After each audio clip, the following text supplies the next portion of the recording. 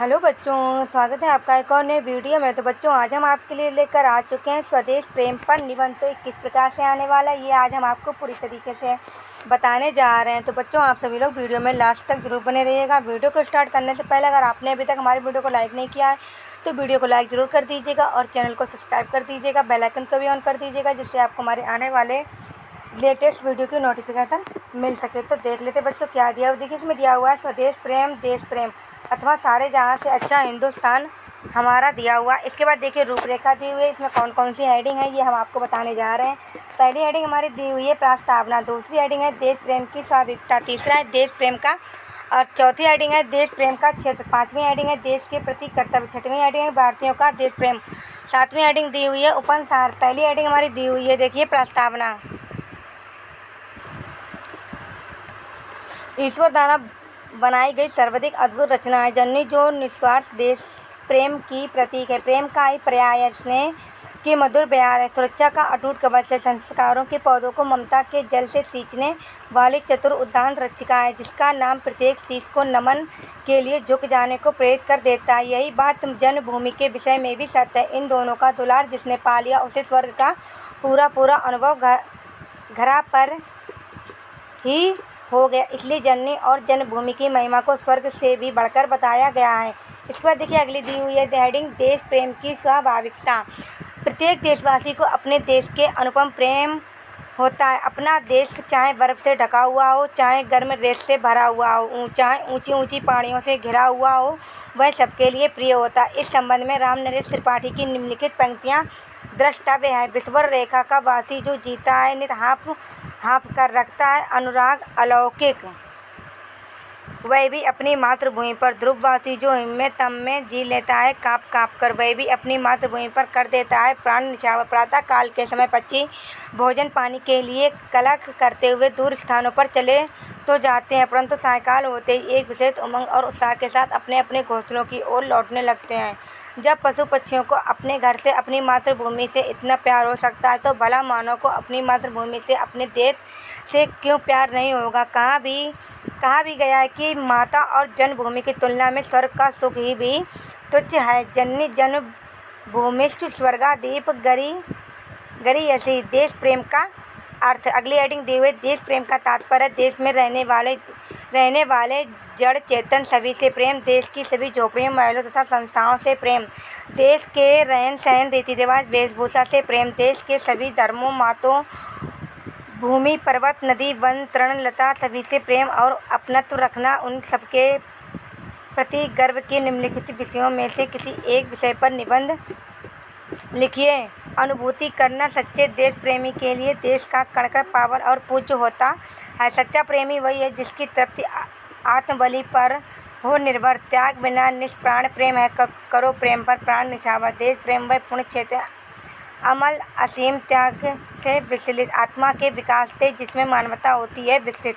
सच्चा देश प्रेमी वही होता है जो देश के लिए निस्वार्थ भावना से बड़ा त्याग कर सकता है, स्वदेशी वस्तुओं का स्वयं उपयोग करता है और दूसरों को उनके उपयोग के लिए प्रेरित करता है। सच्चा देशभक्त उत्साही, सत्यवादी, महत्वाकांक्षी और कर्तव्य की भावना से प्रेरित होता है। अगली हेडिंग दी हुई देश प्रेम का क्षेत्र। देश प्रेम का क्षेत्र अत्यंत व्यापक है। किसी के जीवन के किसी भी क्षेत्र में काम करने वाला व्यक्ति देशभक्ति की भावना प्रदर्शित कर सकता है। सैनिक युद्ध भूमि में प्राणों की बाजी लगाकर, राजनेता राष्ट्र के उत्थान का मार्ग प्रशस्त कर, समाज सुधारक समाज का नव निर्माण करके, धार्मिक नेता मानव धर्म का उच्च आदर प्रस्तुत करके, साहित्यकार राष्ट्रीय चेतना और जन जागरण का स्वयं फूंक कर, कर्मचारी श्रमिक एवं किसान निष्ठापूर्वक अपने दायित्व का निर्वाह करके, व्यापारी मुनाफाखोरी व तस्करी का त्याग कर अपनी देशभक्ति की भावना को प्रदर्शित कर सकता है। संक्षेप में सभी को अपना कार्य करते हुए देशभक्ति को सर्वोपरि समझना चाहिए। अगली हेडिंग दी हुई है देश के प्रति कर्तव्य। जिस देश में हमने जन्म लिया है, जिसका अन्न खाकर और मात्र के समान जल पीकर, सुखद वायु का सेवन कर हम बलवान हुए हैं, जिसकी मिट्टी में खेल कूद कर हमने पुष्ट शरीर प्राप्त किया, उस देश के प्रति हमारे अनंत कर्तव्य है। हमें अपने देश प्रेम के लिए कर्तव्य पालन और त्याग की भावना से श्रद्धा, सेवा एवं प्रेम रखना चाहिए। हमें अपने देश की 1 इंच भूमि के लिए तथा उसके सम्मान और गौरव के लिए प्राणों की बाजी लगा देनी चाहिए। यह सब करने पर भी जन्मभूमि या अपने देश के ऋण से हम कभी भी उन्नत नहीं हो सकते हैं। भारतीयों का देश प्रेम। भारत माँ ने ऐसे असंख्य नर रत्नों को जन्म दिया जिन्होंने असीम त्याग भावना से प्रेरित होकर हंसते हंसते मातृभूमि पर अपने प्राण अर्पित कर दिए। कितने ही ऋषि मुनियों ने अपने तप और त्याग से देश की महिमा को मंडित किया है अतः अनेकानेक वीरों ने अपने अद्भुत शौर्य से शत्रुओं के दांत खट्टे किए हैं।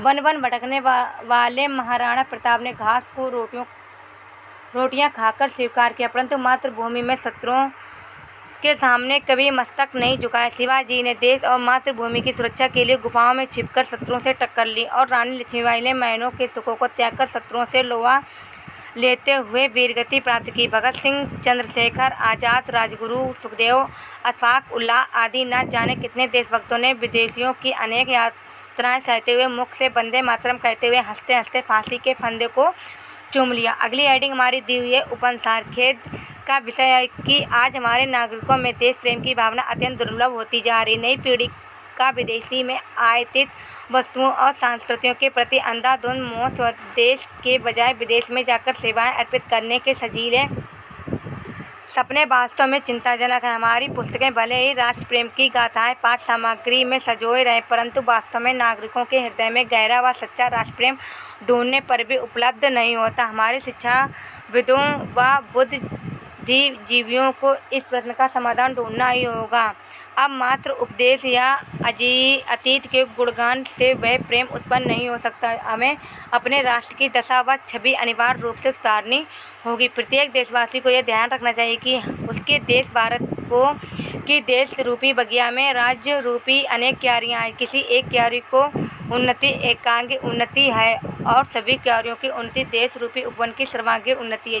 जिस प्रकार एक माली अपने उपवन की सभी क्यारियों की देखभाल समान भाव से करता, उसी प्रकार हमें भी देश का सर्वांगीण विकास करना चाहिए। स्वदेश प्रेम मनुष्य एक स्वाभाविक गुण है। हमें संकुचित रूप से ग्रहण न कर व्यापक रूप से ग्रहण करना चाहिए। संकुचित रूप से ग्रहण करने से विश्व शांति का खतरा हो सकता है। हमें स्वदेश प्रेम की भावना के साथ साथ समग्र मानवता के कल्याण का भी ध्यान रखना चाहिए। तो बच्चों देखिए, ये हमने आपको बताया है स्वदेश प्रेम पर निबंध ये किस प्रकार से आएगा, ये हमने आपको बताया है हेडिंग बाय हेडिंग। तो बच्चों, अगर आपके लिए वीडियो थोड़ा सा भी यूज़फुल लगा हो तो वीडियो को लाइक जरूर कीजिएगा। चैनल पर पहली बार विजिट कर रहे हैं सब्सक्राइब जरूर कीजिएगा और बेल आइकन को भी ऑन कर दीजिएगा, जिससे आपको हमारी आने वाले लेटेस्ट वीडियो की नोटिफिकेशन मिल सके। तो बच्चों, हम आपके लिए ऐसे ही और भी हिंदी के महत्वपूर्ण निबंध आपके लिए लाते रहेंगे। तो बच्चों, मिलते हैं एक नए वीडियो के साथ। Thanks for watching video.